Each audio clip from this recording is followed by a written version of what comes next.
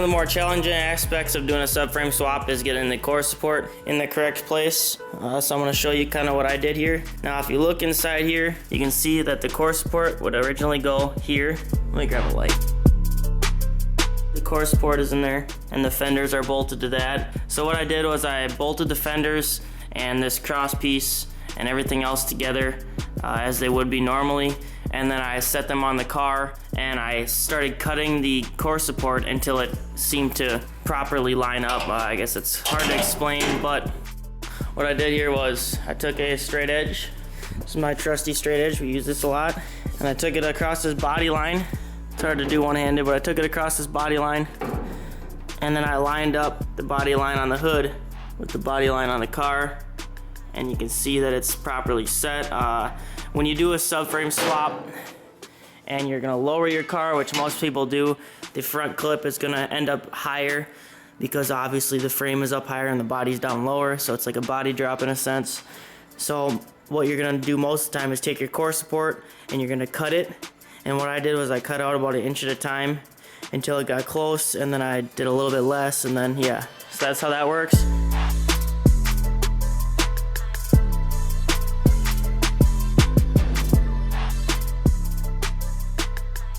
The length was pretty easy. All I did was, like I said, I assembled the front clip and then I bolted on the back part of the fender here, which is right here. Now there's a little bit of slop in these, but when you build this core support, the mount, you're gonna wanna have it slotted so you can adjust it either which way a little bit.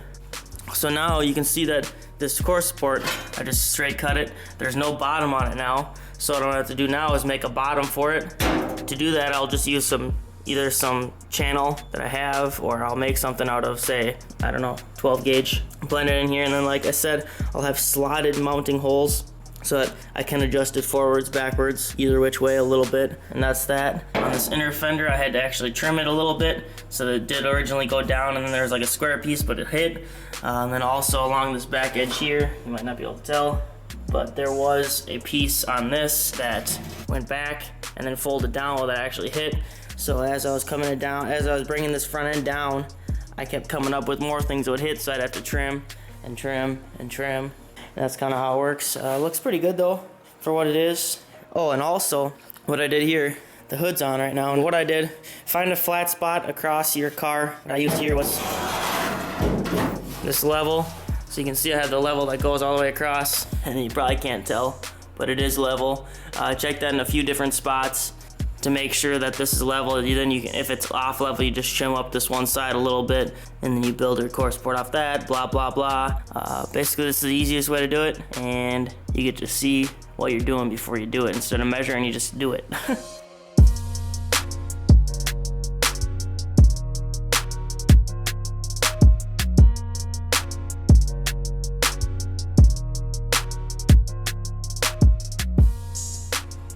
Here's the bottom part of the core support, which I cut out. And since I had to cut it sort of on a radius, and if I just were to splice this and put it back in, it wouldn't work. So what I'm gonna use here, I have a couple different options. This is a piece of formed channel that we had. I found it behind our scrap pile, so I'm not sure exactly how thick this is offhand. Looks a little bit less than 1/8 inch. So that's probably what I'll end up using. Or if you're on a budget and you don't have that steel, you can always find these stop sign poles or street sign poles. I don't know if it's illegal. Probably is illegal. Anyways, these are nice and thick. Probably overly thick for a core support, but it's free, so you could also use something like this for this application. But since this is going to be a nice one, you best use the flat piece. Weld it in there, drill my slotted holes, and that's the core support. So now I can make these mounts more final and start throwing stuff together. And it's been a fun process with this thing. Not really, but it's pretty low now, and it's a hell of a lot better than it was, so I'm happy with it. Ciao, ciao for now. Another important thing to note here is the height of these pieces. Now, look at the height differences between these two. Obviously, see that's the inside of each of these. Now, for a lot of applications, this might not matter, but when you do this big of a body drop and the front subframe drop, you actually lose quite a bit of your radiator space. So that extra inch could make a huge difference in whether you can find a radiator that fits or not. For this car, I'm actually using the same exact radiator that I used on Wild Torquey. I had a spare that I ordered, and it's in here in the box, and it fits literally perfectly. There's like 1/2 inch of clearance on the top, and the sides are like, yeah, so it's perfect. We were going to use this radiator here, which is a brass radiator, which was specifically for a 40 Chevy V8, but when we chopped it down and redid the subframe, this one is actually too tall, so we can't use it. So this is a good option here. GPI Racing. I've used their radiators on eBay, from eBay.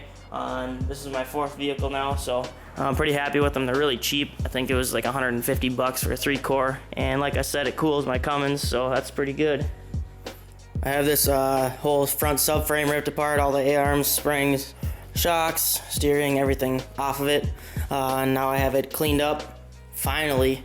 Used some Por 15 degreaser and a bunch of abrasives from Empire Abrasives. I used primarily a wire brush on a drill, and then I used a little grinder there too with some 60 grit or 40 grit pads.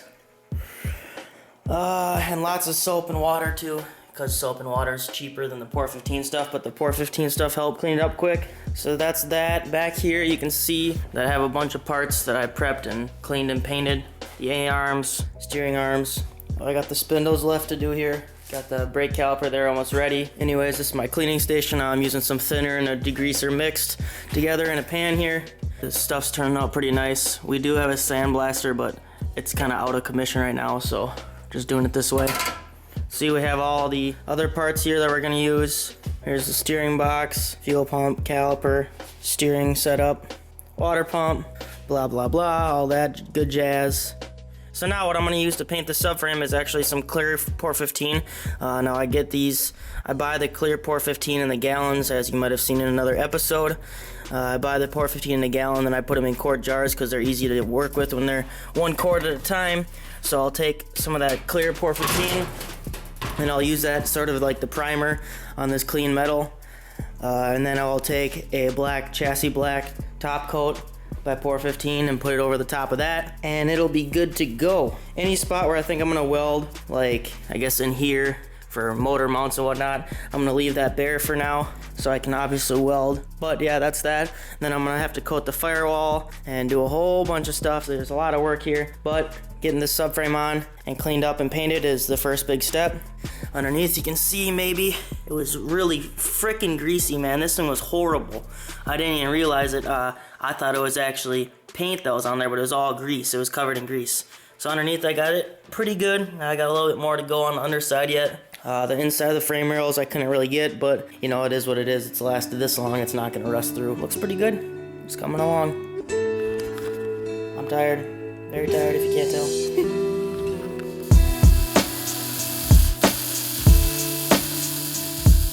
Alright guys, so I'm down here in the garage working on this 40 Chevy here, and I started off with taking some just 3/8 plate. Actually, this might be a little thicker than 3/8, might be 7/16 plate. Anyways, I took this plate and I cut two identical pieces, and then I made some tabs that are just temporarily bolted into that motor mount there. Now those are a vulcanized rubber motor mount.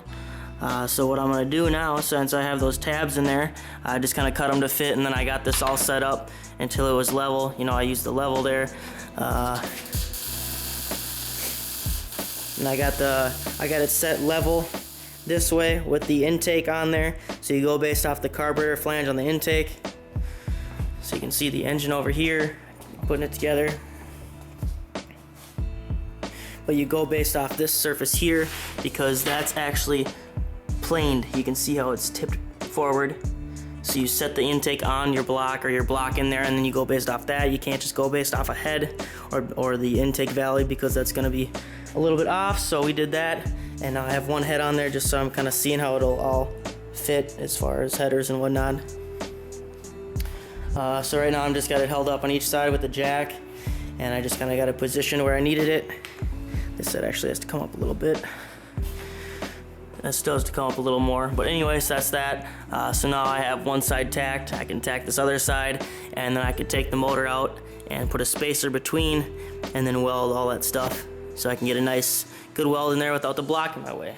Plenty of room here between the firewall. You can see that I'm working on the tranny tunnel right now also, so that's just kind of tacked in there. And this is a bare block, there's nothing in it. It helps, it's a lot easier to work with a bare block. You don't have to worry about messing nothing up, and it's a lot lighter. Also, small blocks from, I think it's like 58, or whenever they started coming out, I think it's 58. They're all the same, same mounting, basic same mounting setup. So you can see that this here is actually a Vortec 350. You can tell by the nuts in the center of the valve covers, but the motor mounting spots are the same. Now I got those all tacked, so I can pull this motor out and prep it for welding and do the full pass weld. And this is my new helmet. This is an Arc 1 Vision helmet. Pretty badass. It's got an intelligent darkening filter.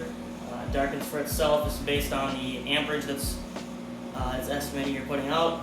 It's also got the cap gear set up on it, which is basically just a hat and a chin guard, so you can't get any sparks on the beard or on the top of your head.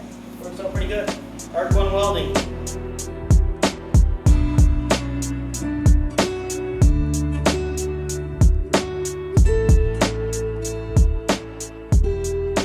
So I have all these plates welded up with gussets underneath, and starting to hook up all the brakes and all that.